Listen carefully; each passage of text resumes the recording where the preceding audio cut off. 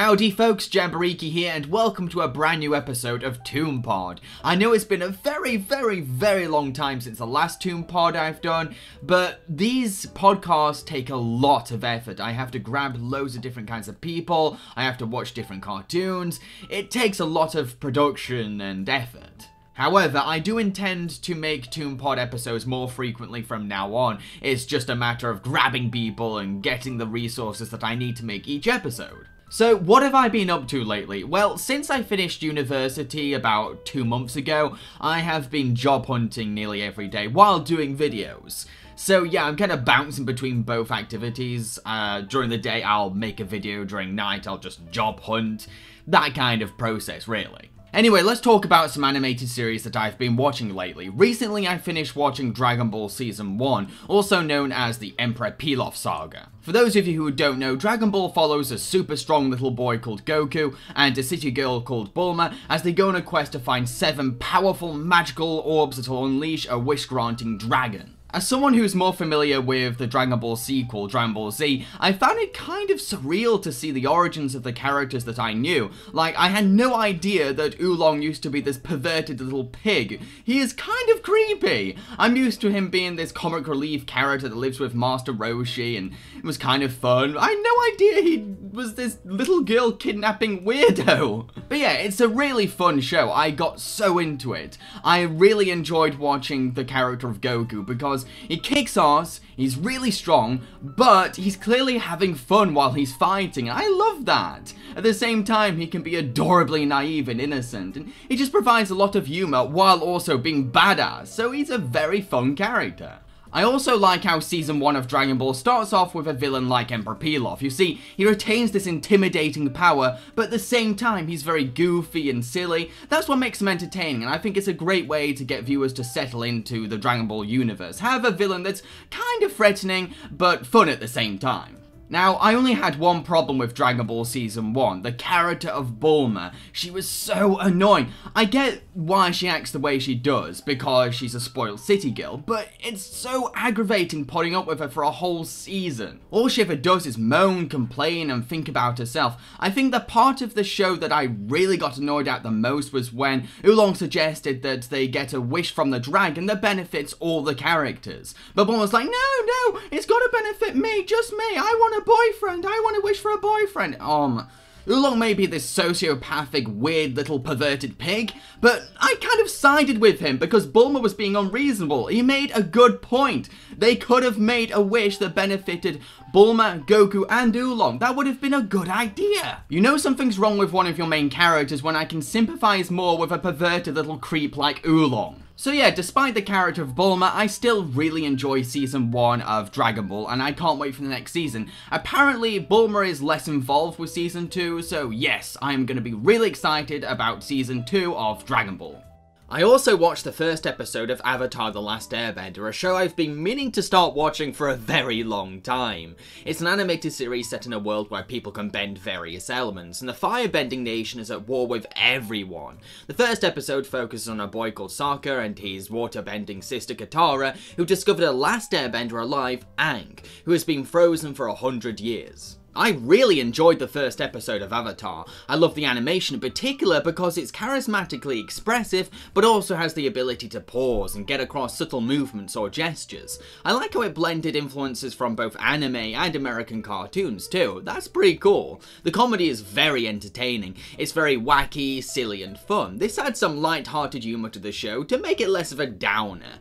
I also love the world that the episode set up, from the strange yet familiar wildlife to the concept of bending itself. It's all very unique and imaginative. The first episode also ended on a cliffhanger, and now I can't wait to spare some time to binge watch more episodes, because I'm excited to see where things go. The first episode was very entertaining, hooked me in, and did a decent job introducing the world to me. So yeah, those are the animated series that I've been watching lately. Let's move on to trivia time. Trivia time!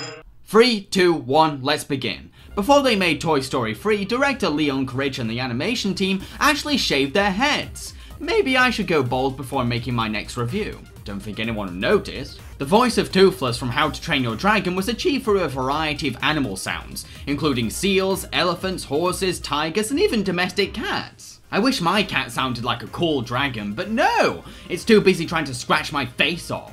Walt Disney's iconic corporate signature was actually designed by someone else and not Walt himself.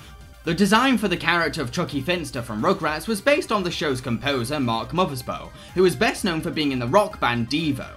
Lunch Lady Doris from The Simpsons was actually voiced by the series script supervisor Doris Grau, who also supervised scripts for many movies and the classic sitcom Cheers. After her death, Tress MacNeille took over the voice of Lunch Lady Doris. That's all the trivia I've got for this episode, but let's move on to the animation quiz. Right, let's meet our contestants. First we have Whyboy. Can you tell the listeners a little bit about yourself and what you do? I'm a cartoon reviewer on YouTube. I'm Canadian. And I'm very handsome. How confident are you about the subject of animation? I'm pretty. I'm pretty. Considering you're an animation reviewer. I'm pretty confident. Like when I was a kid, I was just basically a huge couch potato sitting on my couch for 8 hours on end, just watching Canadian TV shows for weeks on end. Like, I know a lot about Canadian television, and like over the years I've just been watching a lot of animated movies as well. So I think I have a fair understanding of animation, but a whole lot of more people know like more the technical stuff. I just more the writing angle of it. Our second contestant is Matt Bradbury. Will you introduce yourself too, please?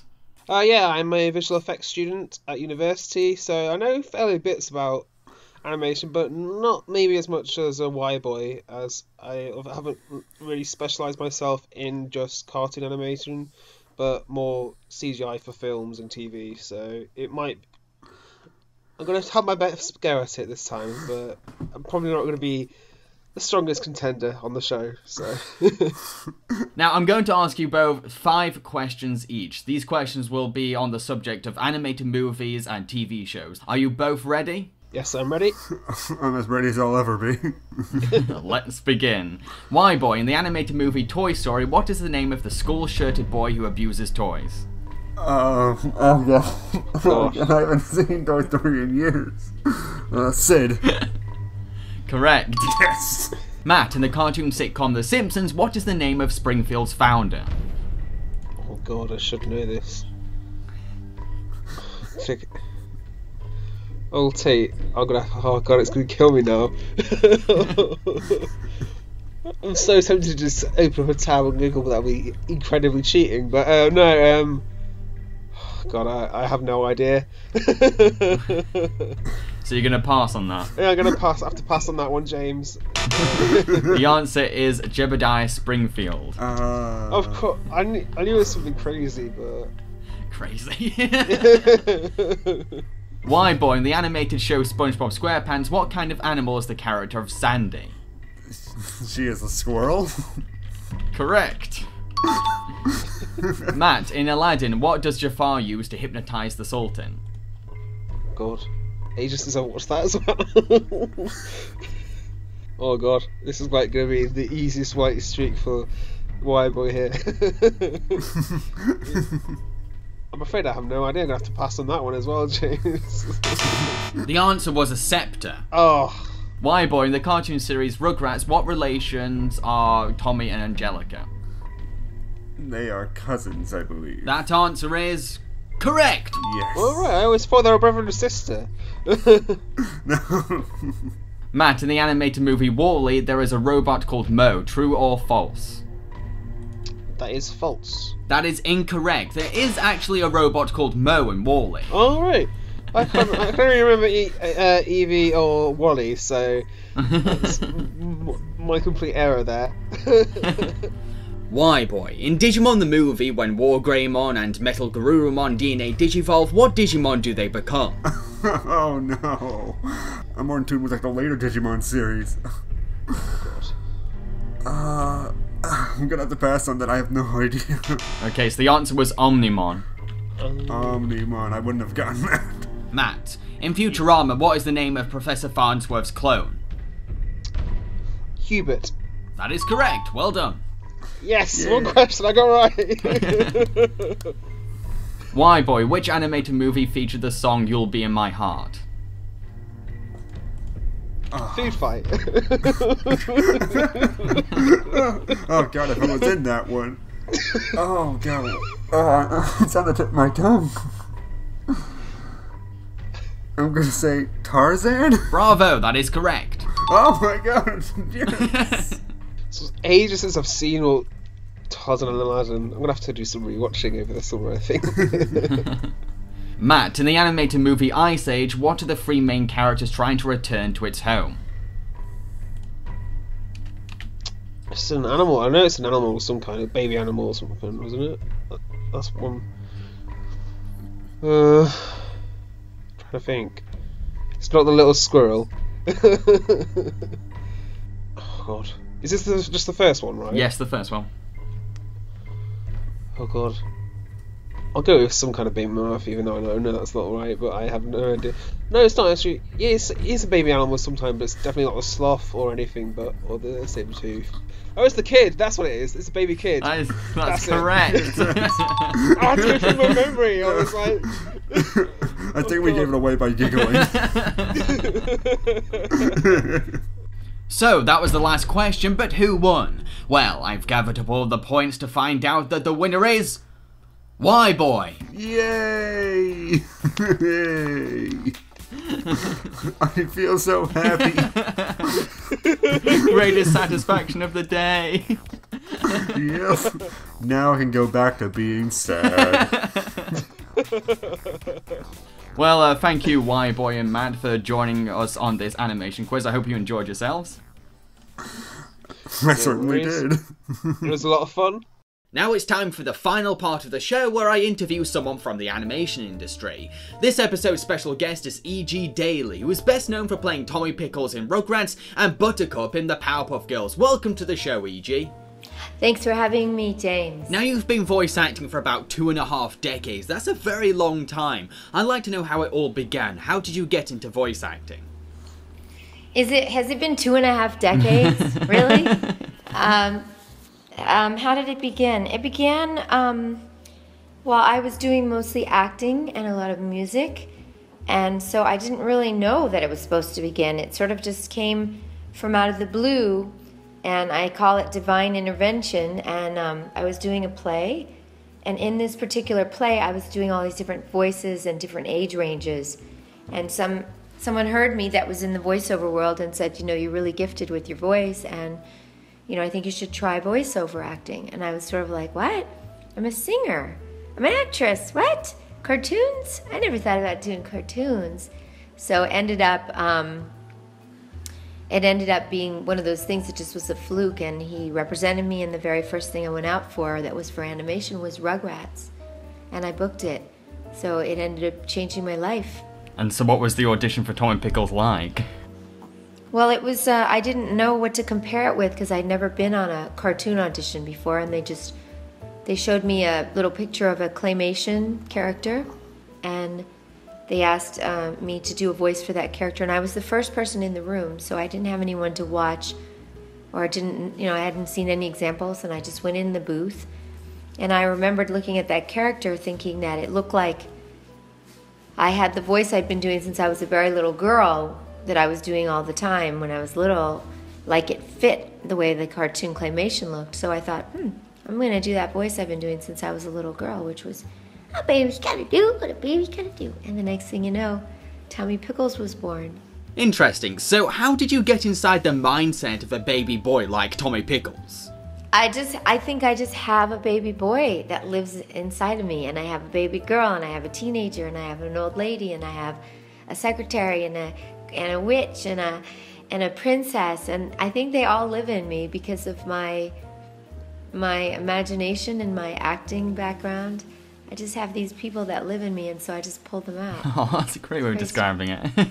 You also played Tommy Pickles in the Rugrats spin-off All Grown Up. Was there a challenge to making Tommy sound older?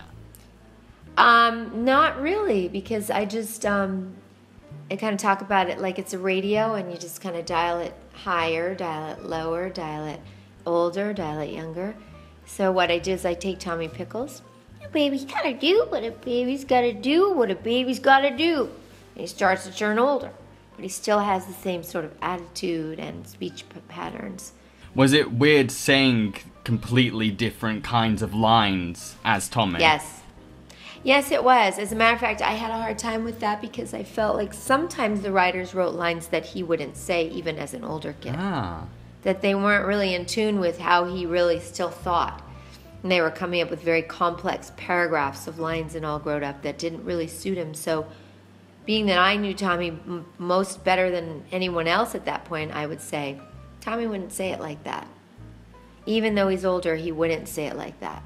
And then they would work with us. Well, speaking of the makers of the Rugrats franchise, what was it like working with Klasky Csupo? They're amazingly genius, the Chupos, and I'm friends with them since the Rugrats. We've maintained friendship, and we just did an article for The Guardian, I think, me and Arlene Chupo. They're super, super talented people, and they know their business, and better than most, and they're so unbelievably prolific. They just keep creating different things, so I have great respect for those people and their talent, and they're just amazingly talented, brilliant artists. Now, you're also well known for voicing Buttercup in the Powerpuff Girls. I was wondering if you actually auditioned for any of the other girls. I think they tried us on different characters. I believe they did try us on different. They switched the voices around to try to figure out who was going to be the feisty one, who was going to be the sweet one, who was going to be the bubbly one. And of course, I won out as the feisty one, as my usual. So yeah, I think they might have juggled us around originally, just trying the voices, and then they started to see naturally whose voice fit which role. Was Buttercup the one you wanted to be the most? Feisty. I like sweet too, but feisty's my game. You're also a very talented singer, and sometimes you're required to sing in character for cartoons. Is that a difficult process? No, same thing. It's same thing. I mean, Tommy lives in me, so when Tommy Pickles comes out, Tommy Pickles comes out. So Tommy Pickles is talking, and then suddenly Tommy needs to sing a song. He starts singing. When you're a jet, all the way from your first cigarette to your... You know, it's like whatever song comes out when Tommy's singing, it's Tommy singing, you know what I mean? So it's not hard. It's not hard. I see. So, do you have a favourite song that you've performed in character? I really loved the Rugrat features when... I love the Rugrat feature films when they were musicals and we got to sing these really beautiful songs. And I think I had one that was like a sad one when Baby Dill and Tommy were lost or something, and he was singing, "Baby, please close your eyes." You know, it's this really sweet lullaby, and I don't know, I just like that one. I really like it too. It's a very touching song. Do you have any advice for the listeners who want to be voice actors? Go download E.G. Daly's voiceover seminar. I'm going to have we filmed it in front of a live audience, and it's very informative. It's going to have all the basic tips and tools and how-tos about voiceover if you're interested in that. It also talks about the industry in general, entertainment industry, and it talks about you as a person within the realms of entertainment and how you have to keep staying true to yourself in entertainment, because entertainment can take you away. It's like a tornado sometimes, so you have to stay true to yourself to become the best artist. So I talk about a lot of those things, and so I would say generally, and I'm not just saying that as a joke, but the seminar will be up in maybe 6 weeks. They're downloading it, but it takes a little while, but on egdaily.com, and it will have a lot of pertinent information. It'll have about voiceover demos, it'll have how you get an agent, it'll talk about tips and funny tools, it'll talk about different other teachers that are fantastic you can work with. It streamlines a lot of information. It gives you top voiceover teachers, top voiceover books, top voiceover producer demo producers, directors. It'll have everything on there that will get you started. So I would say definitely go at some point in the next 6 weeks and check that out, because that's the best advice I can give you. It's like I've culminated it all into one seminar. Yeah. You know, there's so many levels. There's, you know, in a nutshell, I'll say that voiceovers isn't just about having a good voice or a funny voice. In a nutshell, you have to be a great actor to be a voiceover actor, because people need to be able to feel you without seeing you and believe you without seeing you. So if you're trying to be a kid, but you're really an adult, and you're like, "Mama," someone's be like, "I don't believe that person." You have to live that character, live that child. And so, you know, that's one of the myths about voiceovers, is that you can just have a cool voice. You have to be a great actor and work on your craft as far as acting, because it's acting. Yeah, I totally agree. The most common advice I've heard from voice actors that I've met is to learn improv. That's definitely one of the elements, yeah. You want to be loose and comfortable. Some sessions don't want you to change up the script at all, you know? So in some cases they don't want you to, but it is important to be able to make changes on a dime. If they say to you, we want you to play this character a little older now. Try it a little older. We want to hear it older. You need to be able to move quickly on your feet and in your brain about how to make it older. So improv is important in that respect. You want to, you know what I'm saying? It is important. You do need to be able to be quick and rapidly make changes. So they could say to me, we decided instead of you being a smart kid, we wanted you to be a chubby, funny kid. So I could go like from some kid who talks like this, who's very meticulous and he's very smart, into just sort of making him chubby and funny, and he sort of talks like this. And my brother's coming over here and he's trying to beat me up. You know what I mean? It's like, you have to be quick. Your brain has to move quickly. It's all instinct. Yeah, it's all instinct. Brilliant. So you need to be free in order to play. Yeah. So therefore improv is a really important one. Imagination. Yeah, exactly. Well, E.G., thank you for joining the show. I really appreciate it, and it's been great meeting you. You're welcome. So that's the end of the show. I hope you enjoyed listening to it. If you did, then I encourage you to like, subscribe, and share. I'd also really appreciate it if you could support me on my Patreon. I'd also like people to share their thoughts on ToonPod. What do you think of the setup? Do you think anything should be kept, changed, improved, extended, cut down? Let me know in the comment section below. Cheerio, folks.